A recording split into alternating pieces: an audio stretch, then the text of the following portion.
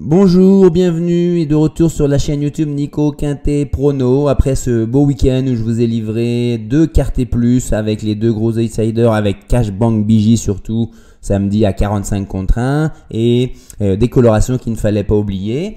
On est quasiment à mi-chemin de ce mois de décembre. On est à 50% de réussite en tierce écarté. Donc on essaye de continuer sur cette base avec le prix du Poitou-Charentes. Une configuration qu'on n'a pas encore beaucoup rencontrée ces temps-ci, avec 2 échelons de départ, mais surtout un premier échelon de départ très fourni et seulement 4 chevaux qui vont courir après eux, essayer de les contourner, ce qui ne sera pas une mince affaire. Ils rentrent 25 mètres du 12 au 15. Donc allons-y avec mon jeu combiné de 8 chevaux.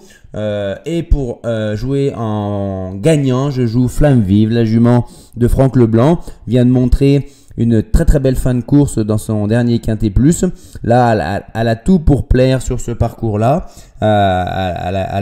Pour moi, c'est une gagnante en puissance, vu la forme qu'elle a démontrée la dernière fois. C'est un bel engagement.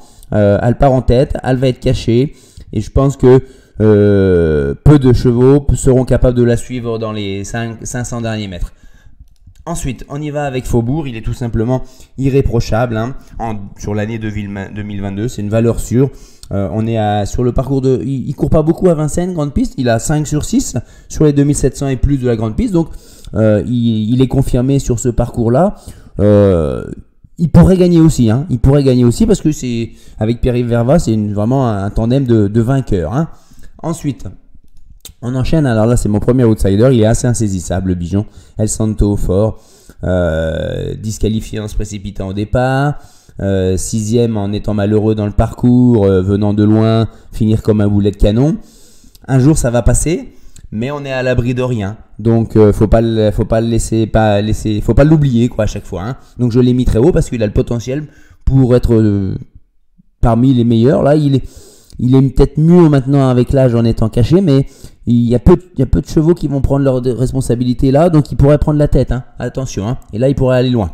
Ensuite, un outsider avec Douglas Dupont, il a avec Benjamin Rochard, c'est un tandem qui fonctionne à merveille, il est à 6 sur 7 avec lui, il est à 6 sur 6 grande piste Vincennes déféré des 4. Donc là, il est dans ce profil là, il part en tête, bien caché. Il va conserver une belle place à mon avis dans le quintet plus, ne l'oubliez pas surtout. Ensuite, je vais mettre seulement maintenant Diego de Cao, le 14, parce que ça va pas être évident de rendre 25 mètres, franchement. Et je pense que c'est la meilleure chance au second échelon pour rendre 25 mètres, parce que tout simplement, lui, il vise le 20 sur 20. Sur ses 19 dernières courses déférées des 4, il est 19 fois dans les 5 premiers. Il est à 19 sur 19, donc on vise le 20 sur 20 pour une belle place dans le tiercé, écarté, quinté, on va dire. Ensuite, je mets bien sûr le cheval à Junior Gelpa qui nous met toujours des émojis rouges. Bah tant pis, on va pas tenir compte bien sûr, ne tenez pas compte de cet émoji rouge. Le cheval a une bonne chance. Il vient de crever l'écran la dernière fois avec sa belle fin de course. C'est un cheval dur, bon finisseur, qui pourrait également prendre ses responsabilités au même titre que de El Santo au fort. C'est pour ça que je pense que il pourrait aller devant et ça pourrait être compliqué pour certains de rendre 25 mètres victorieusement en tout cas. Ensuite, le numéro 4, Diego du Houlet.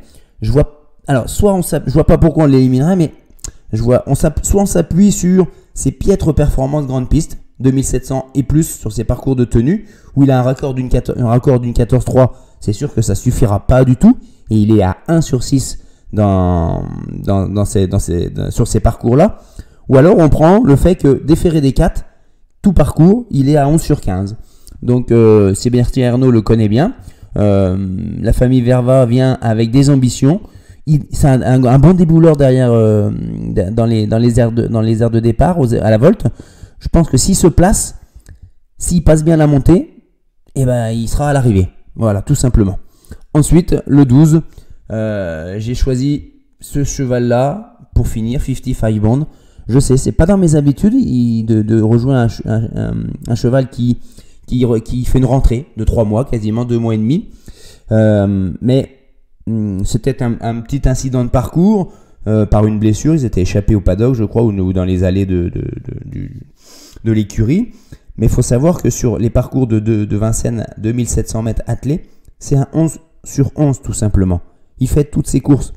Il a peu d'engagement favorable cet hiver, contrairement par exemple à Diego de Cao et Eline, que je n'ai pas conservé pour elle le 15, parce que eux, ils ont un autre engagement à 450 000 euros de plafond de gain dans une petite quinzaine. Certes, le lot ne sera pas tout fou, mais sans rendre à distance. C'est pour ça que je n'ai pas conservé Eline. Et je n'ai pas conservé aussi celui qui sera mon regret ou en cas de non partant, Easton of My Life. Lui, c'est pas les mêmes raisons. C'est un gros risque, attention. Hein. C'est avant tout un droitier.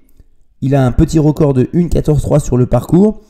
Et 75% de ses gains, ses résultats ont été pris corde à droite. Hein. Donc là, je mets un léger doute sur sa réussite. Hein. Voilà les amis. Ensuite, donc le béton, on est avec Flamme Vive. Diego de Cao en copain, pour ceux qui me suivent avec ces pronostics là, le cheval du 2 sur 4 quoi. Hein. Moi je ferais bien un 2 sur 4, Diego de Cao, Flamme Vive. Hein. Ensuite, le coquin du Quintet Plus, on espère El Santo au fort. La déception, pardon, j'ai oublié de corriger la déception, ça ne sera pas 55 Bond, mais Eline. Ensuite, les fantômes que l'on élimine, les 2 et le 7. Voilà les amis, on se retrouve, il n'y a pas de quintet vendredi soir à Vincennes je crois, hein, donc ça sera que pour samedi à Vincennes. Bonne semaine, à bientôt.